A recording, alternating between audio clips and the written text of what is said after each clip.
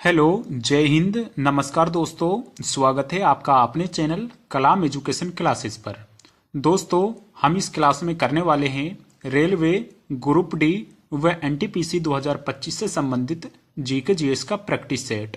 दोस्तों, हम इस क्लास में मोस्ट इंपॉर्टेंट क्वेश्चनों को करने वाले हैं जो कि दोस्तों रेलवे के एग्जाम में पूछे गए हैं। साथ में दोस्तों नए एक्सपेक्टेड क्वेश्चंस क्या बन सकते हैं, उन क्वेश्चनों को भी हम दोस्तों इस क्लास में करने वाले हैं। इसलिए ये क्लास आपके लिए बहुत ज़्यादा इंपॉर्टेंट होने वाली है। तो चलिए दोस्तों, अब अपनी क्लास को शुरू करते हैं। उससे पहले दोस्तों, अगर आप रेलवे ग्रुप डी, एनटीपीसी या दोस्तों रेलवे के किसी भी एग्जाम्स की तैयारी कर रहे हैं तो दोस्तों आपके पास रेलवे की ये 4 बुक्स होना बहुत ज़रूरी है, जिनमें दोस्तों आपको railway maths, railway reasoning, railway general studies व रेलवे जनरल साइंस के दोस्तों प्रीवियस ईयर क्वेश्चंस देखने को मिल जाएंगे। दोस्तों इन चारों बुक से आपकी स्टडी दोस्तों बूस्ट होने वाली है, क्योंकि दोस्तों इनमें रेलवे के PYQs दोस्तों दिए हुए हैं। साथ में दोस्तों ये चारों बुक्स मात्र आपको 99 रुपीज़ में दोस्तों इनकी ई बुक्स मिल जाएंगी। यानी दोस्तों 99 रुपीज़ में आपको इन चारों बुक्स की दोस्तों PDFs मिल जाएंगी। अगर आपको इनकी PDF चाहिए तो आप इस व्हाट्सएप नंबर से दोस्तों हमसे कांटेक्ट कर सकते हैं। साथ में हमारा व्हाट्सएप का नंबर आपको वीडियो के डिस्क्रिप्शन में भी देखने को मिल जाएगा। तो चलिए दोस्तों, अब अपनी क्लास को शुरू करते हैं। दोस्तों हमारा पहला क्वेश्चन है, कन्नौज के निकट गंगा से कौन सी नदी मिलती है। दोस्तों इंपॉर्टेंट क्वेश्चन है, रेलवे के एग्जाम में दोस्तों पूछा गया है। कन्नौज के निकट दोस्तों गंगा से कौन सी नदी मिलती है। दोस्तों अगर हम गंगा नदी की बात करें तो इसकी लंबाई दोस्तों 2510 किलोमीटर है। साथ में दोस्तों गंगा नदी दोस्तों गंगोत्री ग्लेशियर से निकलती है और दोस्तों कन्नौज के निकट इसमें दोस्तों राम गंगा नदी आकर मिल जाती है। ऑप्शन डी दोस्तों हमारा बिल्कुल राइट आंसर हो जाएगा। साथ में दोस्तों अगर हम बात करें दोस्तों गंगा नदी की सबसे बड़ी सहायक नदी की, तो दोस्तों यमुना दोस्तों इसकी सबसे बड़ी सहायक नदी है, जिसकी लंबाई दोस्तों लगभग 1365 किलोमीटर दोस्तों हो जाएगी। आपके लिए दोस्तों इंपॉर्टेंट है, ऑप्शन डी बिल्कुल राइट आंसर दोस्तों हो जाएगा। नेक्स्ट क्वेश्चन है, केंद्रीय औषधि अनुसंधान संस्थान की स्थापना किस वर्ष में दोस्तों की गई थी। इंपॉर्टेंट है दोस्तों, केंद्रीय औषधि अनुसंधान संस्थान की स्थापना। दोस्तों पहले बात करते हैं हम इसके हेडक्वार्टर की। तो दोस्तों इसका हेडक्वार्टर दोस्तों लखनऊ उत्तर प्रदेश के अंदर दोस्तों स्थित है और इसकी स्थापना दोस्तों वर्ष 1951 में दोस्तों प्रधानमंत्री पंडित जवाहरलाल नेहरू के द्वारा दोस्तों की गई थी। ऑप्शन नंबर फर्स्ट 1951 दोस्तों हमारा बिल्कुल राइट आंसर हो जाएगा। अगला क्वेश्चन है और दोस्तों वेरी इंपॉर्टेंट क्वेश्चन है, उत्तर प्रदेश में राष्ट्रीय कथक संस्थान दोस्तों कहां पर स्थित है।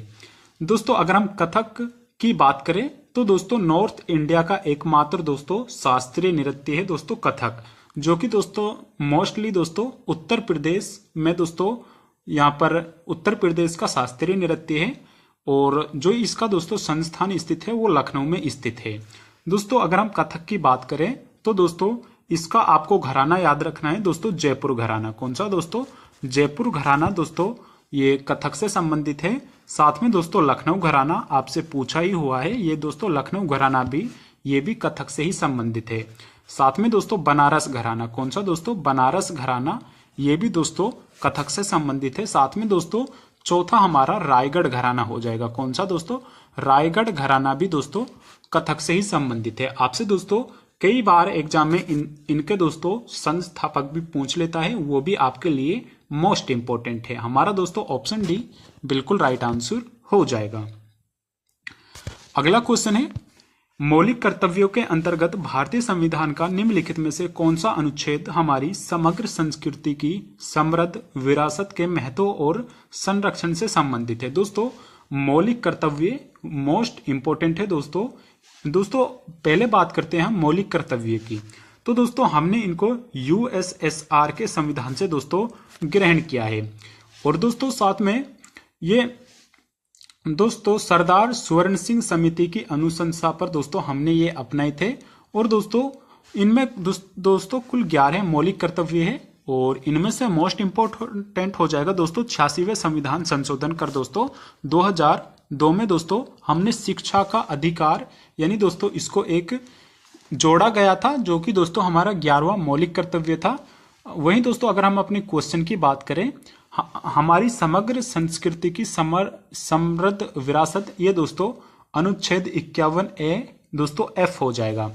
वहीं दोस्तों अगर हम बात करें अनुच्छेद 51G की, तो दोस्तों इसमें हमारा पर्यावरण हो जाएगा, यानी दोस्तों यह हमारे पर्यावरण से संबंधित हो जाएगा। अगर दोस्तों हम आर्टिकल 51A(C) की बात करते हैं, तो दोस्तों ये संप्रभुता व अखंडता की बात करता है।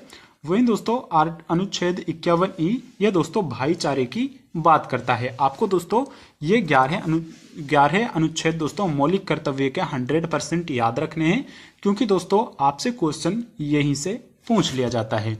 तो चलिए दोस्तों अब अपने अगले क्वेश्चन की ओर बढ़ते हैं। अगला क्वेश्चन है दोस्तों, हमारा अगला क्वेश्चन है, नीति आयोग के नए CEO के रूप में किसे नियुक्त किया गया है। दोस्तों अगर हम बात करें नीति आयोग की, तो इसकी स्थापना दोस्तों 1 जनवरी 2015 में दोस्तों प्रधानमंत्री नरेंद्र मोदी के द्वारा दोस्तों योजना आयोग के स्थान पर की गई थी। वहीं दोस्तों नीति आयोग के दोस्तों नए CEO दोस्तों BVR सुब्रमण्यम को दोस्तों बनाया गया है। ऑप्शन नंबर 4 हमारा दोस्तों बिल्कुल राइट आंसर हो जाएगा। अगला क्वेश्चन है, परिवार नियोजन कार्यक्रम का कार्यान्वयन निम्नलिखित में से किस भारतीय पंचवर्षीय योजना के प्रमुख लक्ष्यों में से एक था। दोस्तों इसको आप इंपॉर्टेंट क्वेश्चनों की श्रेणी में डाल देंगे, क्योंकि दोस्तों इंपॉर्टेंट क्वेश्चन है, 100% आपके एग्जाम में पूछा जाएगा और साथ में दोस्तों पूछा भी गया है। दोस्तों अगर हम परिवार नियोजन कार्यक्रम की बात करें, तो दोस्तों इसकी शुरुआत दोस्तों 1952 में दोस्तों की गई थी। और दोस्तों जो इसका यहाँ पर मुख्य लक्ष्य रखा गया था, वो दोस्तों 4th पंचवर्षीय योजना के अंतर्गत दोस्तों रखा गया था, जिसकी अवधि दोस्तों 1969 से लेकर दोस्तों 1974 तक थी। यानी दोस्तों ये हमारी 4थी पंचवर्षीय योजना का दोस्तों मुख्य लक्ष्य इसको रखा गया था। और दोस्तों अगर हम बात करें 4थी पंचवर्षीय योजना, इसका बिल्कुल राइट आंसर हो जाएगा। साथ में दोस्तों 4थी पंचवर्षीय योजना में दोस्तों 14 बैंकों का राष्ट्रीयकरण भी किया गया था। आपको ये भी याद रखना है दोस्तों, वर्ष 1969 में दोस्तों हमारी प्रधानमंत्री इंदिरा गांधी द्वारा दोस्तों 1969 में 14 बैंकों का दोस्तों राष्ट्रीयकरण यानी दोस्तों नेशनलाइजेशन किया गया था। वहीं दोस्तों 1970 में आपको याद रखना है दोस्तों, 1970 में दोस्तों श्वेत क्रांति की भी दोस्तों शुरुआत हुई थी। आपको दोस्तों यह फैक्ट भी याद रखने हैं। 1969 में दोस्तों 14 बैंकों का दोस्तों राष्ट्रीयकरण किया गया। साथ में दोस्तों 1970 में दोस्तों श्वेत क्रांति की दोस्तों शुरुआत की गई थी। ऑप्शन दोस्तों हमारा फर्स्ट यानी 4थी पंचवर्षीय योजना बिल्कुल राइट आंसर हो जाएगा।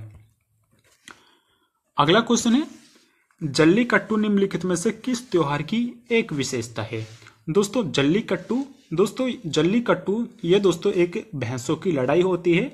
और दोस्तों ये तमिलनाडु के अंदर, कहां पर दोस्तों, तमिलनाडु के अंदर दोस्तों ये फेस्टिवल दोस्तों सेलिब्रेट किया जाता है और इसको दोस्तों पोंगल यहां पर माना जाता है। ऑप्शन नंबर सी दोस्तों पोंगल हमारा बिल्कुल राइट आंसर हो जाएगा। दोस्तों अगर हम विशु की बात करें, तो ये दोस्तों को केरला का न्यू ईयर इसको कहा जाता है विशु को। बिहू दोस्तों असम से संबंधित हो जाएगा। ऑप्शन नंबर 3 दोस्तों पोंगल हमारा बिल्कुल राइट आंसर हो जाएगा। अगला क्वेश्चन है, भारतीय संविधान के निम्नलिखित में से किस अनुच्छेद का उल्लेख समानता के अधिकार के अंतर्गत दोस्तों किया गया है। इंपॉर्टेंट क्वेश्चन है दोस्तों, भारतीय संविधान का निम्नलिखित में से किस अनुच्छेद का उल्लेख समानता के अधिकार के अंतर्गत किया गया है। ऑप्शन है जीवन और व्यक्तिगत स्वतंत्रता की सुरक्षा, या दोस्तों शिक्षा का अधिकार, धार्मिक मामलों का प्रबंधन करने की स्वतंत्रता, या दोस्तों उपाधियों का उन्मूलन। दोस्तों अगर हम बात करें जीवन और व्यक्तिगत स्वतंत्रता की सुरक्षा, तो ये दोस्तों आर्टिकल 21 के अंतर्गत दोस्तों बताया गया है। वहीं दोस्तों शिक्षा का अधिकार ये दोस्तों हमारा आर्टिकल 21A हो जाएगा। वहीं दोस्तों धार्मिक मामलों के प्रबंधन की स्वतंत्रता, तो ये दोस्तों आर्टिकल 26 के अंतर्गत दी हुई है। वहीं अगर हम उपाधियों के उन्मूलन की बात करेंगे, तो ये आर्टिकल 18 हो जाएगा, जो कि दोस्तों समानता के अधिकार दोस्तों हमारा हो जाएगा। दोस्तों आर्टिकल 14 से लेकर दोस्तों 18 तक ये दोस्तों ये समानता के अधिकार है और उपाधियों का उन्मूलन ये दोस्तों आर्टिकल 18 के अंतर्गत आता है। ऑप्शन नंबर 4 हमारा दोस्तों बिल्कुल राइट आंसर हो जाएगा। नेक्स्ट क्वेश्चन है 2011 की साक्षरता दर जनगणना के अनुसार भारत में पुरुषों की साक्षरता दर कितनी है। दोस्तों वेरी वेरी इंपॉर्टेंट क्वेश्चन है। 2011 की साक्षरता दर जनगणना के अनुसार भारत में पुरुषों की साक्षरता दर कितनी थी। दोस्तों अगर हम यहाँ पर हम बात करेंगे मेल फीमेल वे दोस्तों ओवरऑल की, दोस्तों मेल जो लिटरेसी रेट रहा था 2011 की जनगणना के अनुसार वो दोस्तों 82.14% रहा था। वहीं दोस्तों अगर हम फीमेल की बात करें तो फीमेल का जो दोस्तों यहाँ पर लिटरेसी रेट रहा था वो 65.46% रहा था।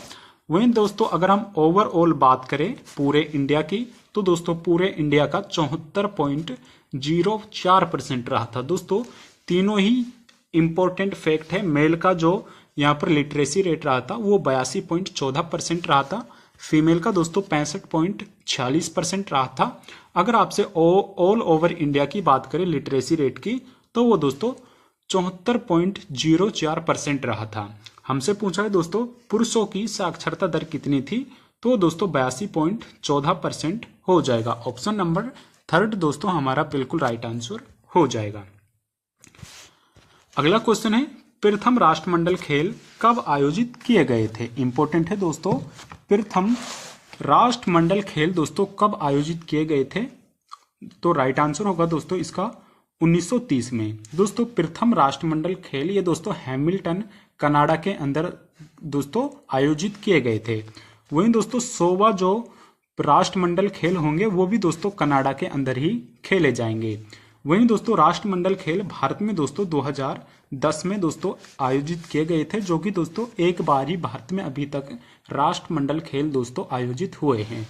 वहीं दोस्तों अगर हम बात करें 2026 की तो दोस्तों 2026 में राष्ट्रमंडल खेल ये दोस्तों ग्लासगो स्कॉटलैंड के अंतर्गत दोस्तों आयोजित किए जाएंगे। आपको याद रखना है ऑप्शन नंबर 1 1930 में दोस्तों राष्ट्रमंडल खेलों की शुरुआत हुई थी, बिल्कुल राइट आंसर हो जाएगा।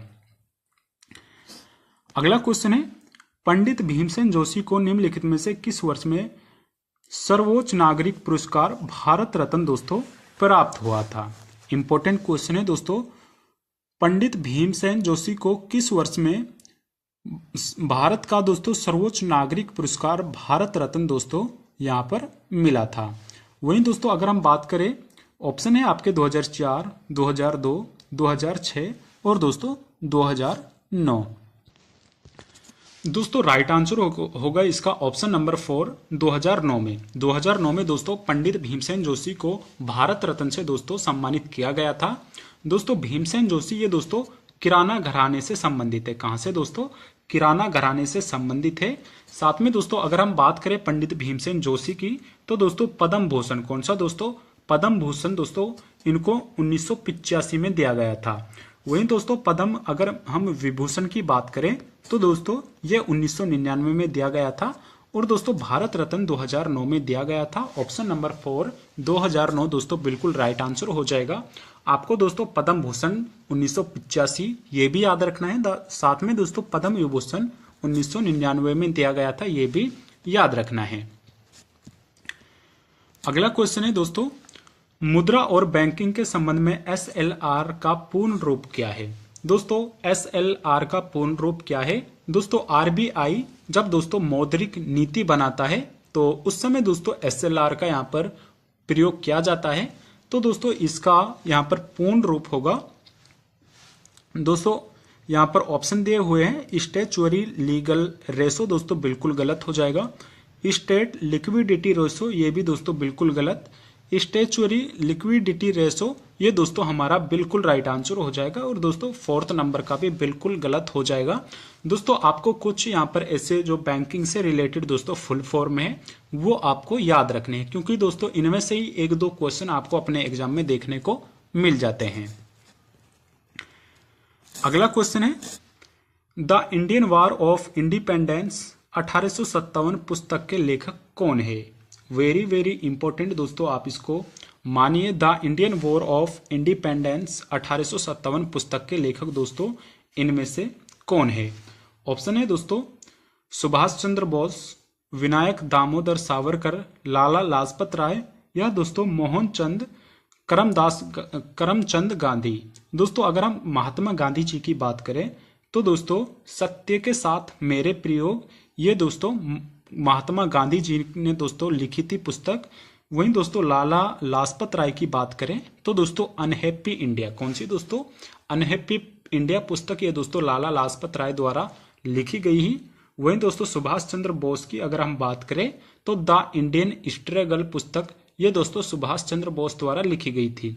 अगर आपसे पूछता है the Indian war of independence 1857 तो ये दोस्तों विनायक दामोदर सावरकर द्वारा लिखी गई थी। ऑप्शन नंबर बी दोस्तों हमारा बिल्कुल राइट आंसर हो जाएगा।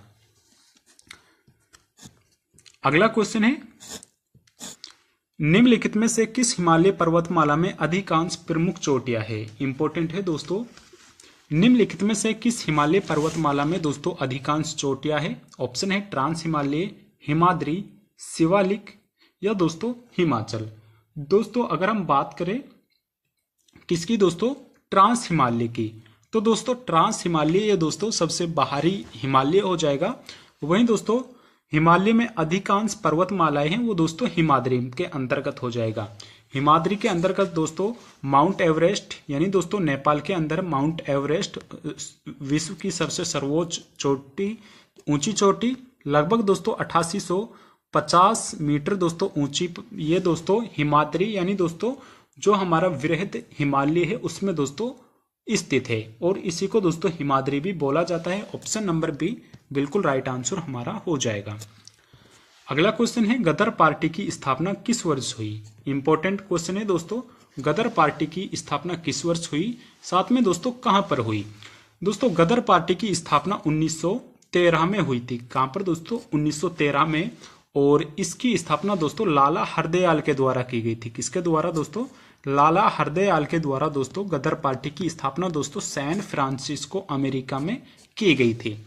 कब दोस्तों? गदर पार्टी की स्थापना 1913 में लाला हरदयाल के द्वारा सैन फ्रांसिस्को अमेरिका में दोस्तों की गई थी। इंपॉर्टेंट क्वेश्चन है दोस्तों आपके एग्जाम के लिए। अगला क्वेश्चन है बहमनी राज्य का पहला शासक कौन था? इंपॉर्टेंट है दोस्तों, पहले बात करेंगे दोस्तों हम बहमनी साम्राज्य की। इसकी स्थापना दोस्तों वर्ष 1347 ईस्वी में दोस्तों अलाउद्दीन बहमन शाह के द्वारा की गई थी। ऑप्शन नंबर सेकंड दोस्तों अलाउद्दीन बहमन शाह हमारा बिल्कुल राइट आंसर हो जाएगा, जिन्होंने दोस्तों बहमनी राज्य, जो दोस्तों बहमनी राज्य के संस्थापक भी थे और उनकी संस्थापना दोस्तों 1347 में दोस्तों की गई थी। अगला क्वेश्चन है भारतीय रेगिस्तान पश्चिमी क्षेत्र में स्थित है। दोस्तों भारतीय रेगिस्तान किसके पश्चिमी क्षेत्र में स्थित है? नीलगिरी की पहाड़ियों के, हिमाद्री के, अरावली की पहाड़ियों के या दोस्तों कैमूर की पहाड़ियों के? दोस्तों अगर हम बात करें भारतीय रेगिस्तान जो दोस्तों यहाँ पर राजस्थान में ज्यादातर 90% दोस्तों पड़ता है, तो दोस्तों अरावली की पहाड़ियों के दोस्तों पश्चिम में स्थित है। ऑप्शन नंबर थर्ड हमारा बिल्कुल राइट आंसर हो जाएगा। अगला क्वेश्चन है लावणी लोक नृत्य मुख्य रूप से किस राज्य से संबंधित है? दोस्तों लावणी नृत्य दोस्तों महाराष्ट्र से संबंधित है। साथ में दोस्तों महाराष्ट्र से संबंधित कुछ अन्य नृत्यों की बात करें तो दोस्तों तमाशा नृत्य, कोली नृत्य, नक्टा नृत्य, गफा नृत्य ये दोस्तों महाराष्ट्र से संबंधित है। वहीं दोस्तों गुजरात से डांडिया नृत्य, रासलीला, भवई, जुरेथुन ये दोस्तों गुजरात से संबंधित हो जाएंगे। अगला क्वेश्चन है दोस्तों हमारा अगला क्वेश्चन है भारत का उपराष्ट्रपति बनने के लिए न्यूनतम आयु कितनी होनी चाहिए? दोस्तों भारत में उपराष्ट्रपति या दोस्तों राष्ट्रपति बनने के लिए न्यूनतम आयु कितनी होनी चाहिए? तो दोस्तों 35 वर्ष यानी दोस्तों 35 वर्ष न्यूनतम आपकी आयु होनी चाहिए अगर आपको भारत में राष्ट्रपति या उपराष्ट्रपति बनना है। वहीं दोस्तों अगर आपको दोस्तों मुख्यमंत्री बनना है तो दोस्तों आपकी जो मिनिमम आयु है वो दोस्तों 25 वर्ष होनी चाहिए। कितनी दोस्तों? 25 वर्ष मुख्यमंत्री या दोस्तों एमएलए बनने की आपकी मिनिमम होनी चाहिए। वहीं दोस्तों अगर आप राज्यसभा के सदस्य बनने चाहते हैं तो आपकी मिनिमम आयु दोस्तों 30 वर्ष होनी चाहिए। वहीं दोस्तों हमारी क्लास का अंतिम क्वेश्चन है, सांभर लवण झील इनमें से कहां पर स्थित है। दोस्तों इसका आंसर आपको कमेंट बॉक्स में करके बताना है। दोस्तों सांभर झील दोस्तों किस राज्य में स्थित है। दोस्तों अगर आपको क्लास पसंद आई है तो इसको एक लाइक जरूर करिएगा। वह चैनल पर नए हैं तो दोस्तों चैनल को भी सब्सक्राइब जरूर कर ले। धन्यवाद।